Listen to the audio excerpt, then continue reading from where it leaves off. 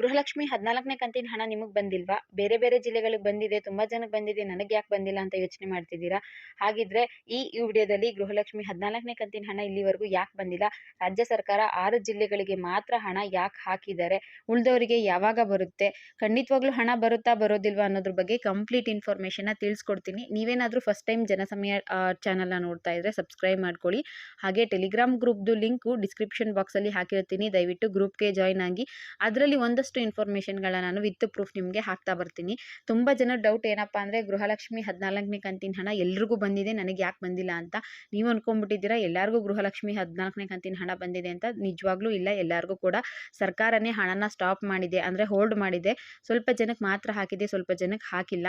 ಈಗ ಯಾರ್ಯಾರಿಗೆ ಹಾಕಿದೆ ಮತ್ತು ಯಾರಿಗೆ ಹಾಕಿಲ್ಲ ಅನ್ನೋದನ್ನ ಕೂಡ ತಿಳಿಸ್ತೀನಿ ನೋಡಿ. 14ನೇ ಕಂತಿನ ಹಣ ಇತ್ತೀಚೆಗೆ ಬಿಡುಗಡೆ ಆಯಿತು ನವೆಂಬರ್ ತಿಂಗಳಲ್ಲಿ.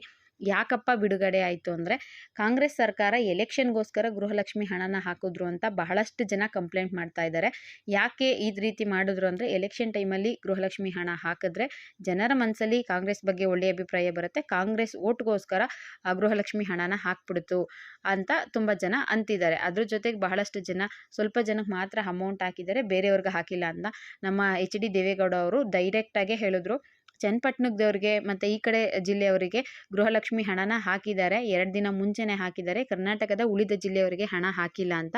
ನಮ್ಮ ರಾಜ್ಯ ಸರ್ಕಾರ ಕೂಡ ಅದೇ ರೀತಿ ಮಾಡಿದೆ. ಏನು ಮಾಡಿದೆಯಪ್ಪ ಅಂದರೆ ಎಲೆಕ್ಷನ್ ಯಾವ್ಯಾವ ಜಿಲ್ಲೆಗಳಲ್ಲಿ ನಡೀತಾ ಇತ್ತೋ ಅಂತಹ ಜಿಲ್ಲೆಗಳಿಗೆ ಮೊದಲು ಗೃಹಲಕ್ಷ್ಮಿ ಹಣನ ಹಾಕಿದ್ದಾರೆ.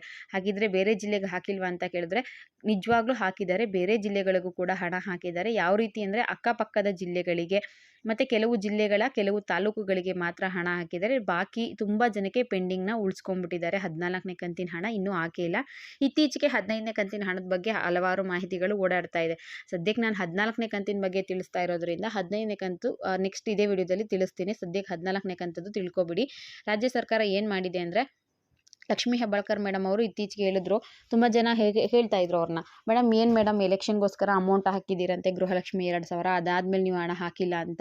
ಲಕ್ಷ್ಮೀ ಹೆಬ್ಬಾಳ್ಕರ್ ಮೇಡಮ್ ಏನು ಹೇಳಿದ್ರು, ನಾವು ಹಣ ಹಾಕಿದ್ರೂ ಕೂಡ ನೀವು ಟೀಕೆ ಮಾಡ್ತೀರಾ, ಹಣ ಹಾಕಿದ್ರೆ ಎಲೆಕ್ಷನ್ಗೋಸ್ಕರ ಹಾಕಿದ್ದೀವಿ ಅಂತೀರಾ, ಹಾಕಿಲ್ಲ ಅಂದರೆ ಹಣ ಹಾಕಿಲ್ಲ ಅಂತ ಹೇಳ್ತೀರಾ.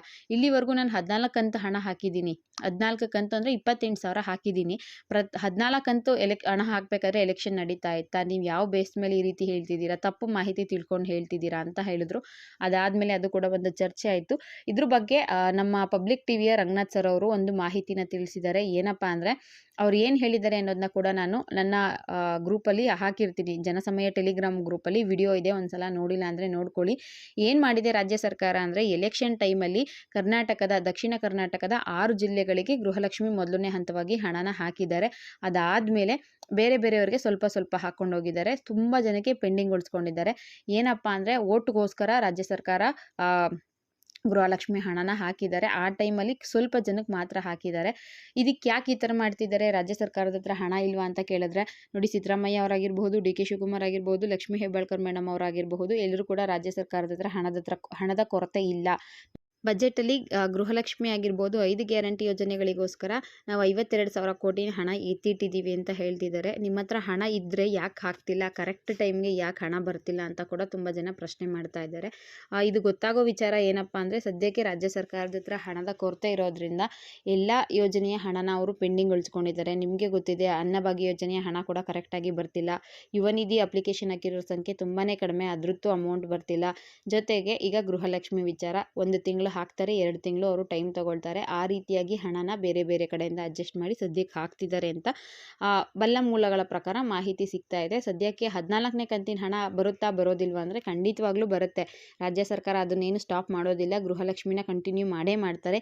ಇನ್ ಕೇಸ್ ಗೃಹಲಕ್ಷ್ಮಿನ ಕ್ಯಾನ್ಸಲ್ ಮಾಡಿಬಿಟ್ರೆ ಮಹಿಳೆಯರು ಕಾಂಗ್ರೆಸ್ ವಿರುದ್ಧವಾಗಿ ಇರ್ತಾರೆ, ನೆಕ್ಸ್ಟ್ ಅವರು ಓಟ್ ಹಾಕೋದಿಲ್ಲ, ಸರ್ಕಾರಕ್ಕೆ ಇದು ಪ್ರಾಬ್ಲಮ್ ಆಗಿಬಿಡುತ್ತೆ ಅಂತ ಗೃಹಲಕ್ಷ್ಮಿನ ಅವರು ಕ್ಯಾನ್ಸಲ್ ಮಾಡೋದಿಲ್ಲ, ಕಂಟಿನ್ಯೂ ಆಗಿ ಮಾಡ್ತಾರೆ. ಆದರೆ ಹಣ ಬರೋದು ಇನ್ನೂ ಸ್ವಲ್ಪ ದಿನಗಳ ಕಾಲ ತಡ ಆಗಬಹುದು. 15ನೇ ಕಂತಿನ ಹಣ ಬಿಡುಗಡೆ ಆಯಿತು ಅಂದರೆ ಆಗ 14ನೇ ಕಂತಿನ ಹಣ ಕೂಡ ಬರಬಹುದು ಅಂತ ತಿಳಿಸ್ತಾ ಇದ್ದಾರೆ. ಅಥವಾ ಈಗ 14ನೇ ಕಂತಿನ ಹಣ ಯಾರಿಗೆ ಬಂದಿಲ್ವೋ ಅಂಥವ್ರಿಗೆ 14ನೇ ಕಂತಿನ ಹಣ ಹಾಕ್ತಾರೆ.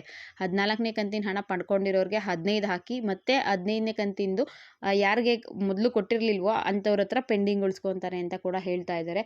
ಒಟ್ಟಿನಲ್ಲಿ ಸರ್ಕಾರ ಏನು ಮಾಡುತ್ತೆ, ಅದು ಅವರು ಹಣ ಹಾಕಿದಾಗ ಜನಗಳ ಖಾತೆಗೆ ಬಂದು ತಲುಪಿದಾಗೆ ಅಧಿಕೃತವಾಗಿ ಮಾಹಿತಿನ ತಿಳಿಸ್ತಾರೆ.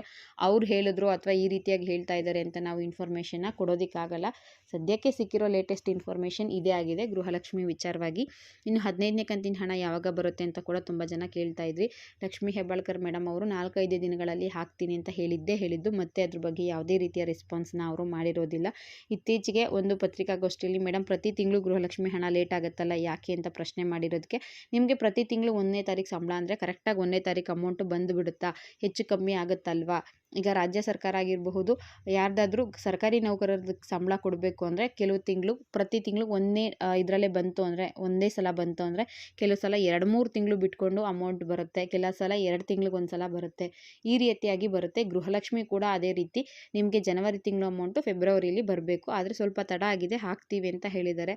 ಇವಾಗ ಜನಗಳ ಪ್ರಶ್ನೆ ಏನಪ್ಪ ಅಂದರೆ, ನೀವು ಸರ್ಕಾರಿ ನೌಕರರಿಗೆ ಸಂಬಳ ಕೊಡ್ತೀರಲ್ಲ, ಅದಕ್ಕೂ ಮತ್ತು ಗೃಹಲಕ್ಷ್ಮಿಗೂ ಯಾವ ರೀತಿ ಸಂಬಂಧ?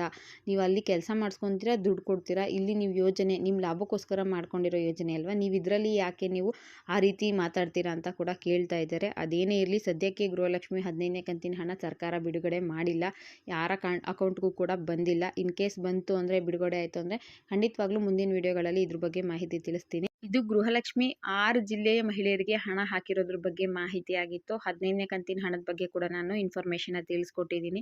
ಇದು ನನಗೆ ಸಿಕ್ಕಿರುವಂತಹ ಲೇಟೆಸ್ಟ್ ಇನ್ಫಾರ್ಮೇಷನ್ನು. ಈ ವಿಡಿಯೋ ನಿಮಗೆ ಇಷ್ಟ ಆಗಿತ್ತು ಅಂದರೆ ದಯವಿಟ್ಟು ನನ್ನ ಚಾನಲ್ಗೆ ಸಬ್ಸ್ಕ್ರೈಬ್ ಮಾಡ್ಕೊಳ್ಳಿ, ನನ್ನ ವಿಡಿಯೋಗೆ ಒಂದು ಲೈಕ್ ಮಾಡಿ, ಜೊತೆಗೆ ನಿಮ್ಮ ಫ್ರೆಂಡ್ಸ್ ಯಾರಾದರೂ ಇದ್ದರೆ ಅವ್ರಿಗೂ ಕೂಡ ಶೇರ್ ಮಾಡಿ ಅಂತ ಹೇಳ್ತಾ ಇಲ್ಲಿಗೆ ವಿಡಿಯೋನ ಮುಗಿಸ್ತಾ ಇದ್ದೀನಿ. ವಿಡಿಯೋ ಇಷ್ಟ ಆಗಿದ್ರೆ ದಯವಿಟ್ಟು ಲೈಕ್ ಮಾಡಿ. ಇಲ್ಲಿವರೆಗೂ ವಿಡಿಯೋ ನೋಡಿದ್ದಕ್ಕೆ ಎಲ್ರಿಗೂ ಕೂಡ thank you for the watching friends.